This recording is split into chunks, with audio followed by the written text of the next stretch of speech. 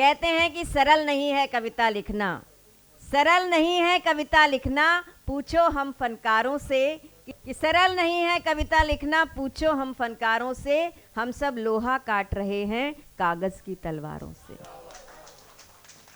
किसी ने लिखा है कि जरूरत दिन निकलते ही निकल पड़ती है ड्यूटी पर। बहुत व्यस्तताएं हैं सभी की, फिर भी समय निकालकर हम सब लोग, आप सब लोग आए हैं।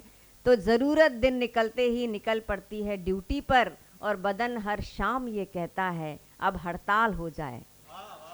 लेकिन वो हड़ताल कभी होती नहीं है। हंसराज रल्लन जी लगे रहते हैं, सोनोटेक में लगे रहते हैं, अपनी गीत बनाने में, बाकी लोग और कामों में लगे रहते हैं, नहीं लगाते।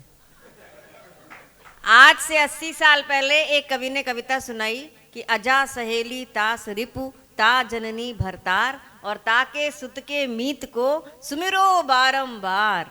तो एक श्रोता बोला कि हिंदी में सुना यार।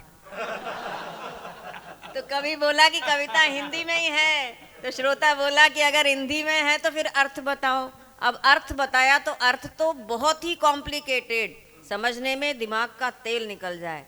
अर्थ था अजा अजाया ने बकरी, बकरी की सहेली भेड़, भेड़ का दुश्मन कांटा, कांटे की जननी पृथ्वी और पृथ्वी का पति इंद्र। अजा सहेली तास रिपु ता जननी भरतार, और ताके सुत के मीत को सुमिरो बारंबार। इंद्र का बेटा अर्जुन और अर्जुन का मित्र कृष्ण, सुमिरो बारंबार, यानी कृष्ण का बार बार स्मरण करो।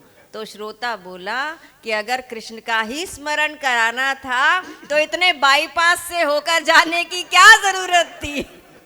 सीधे सीधे कहते कि कृष्ण का स्मरण करो। तो जनता तक आने के लिए कविता सरल होती चली गई। डॉक्टर केजी ओझा अजमेर में केमिस्ट्री के प्रोफेसर रहे। उनकी 2.5 लाइन की कविता मैंने एक अखबार में पढ़ी, आपको सुनाती हूँ।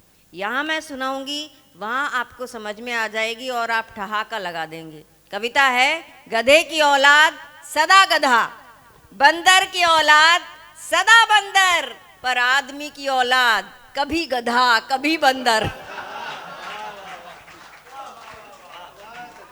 अब इससे भी छोटी 1 लाइन की कविता सुनिए कि शादी हुई, बीबी आई, घर स्वर्ग हो गया और हम स्वर्गवासी हो गए।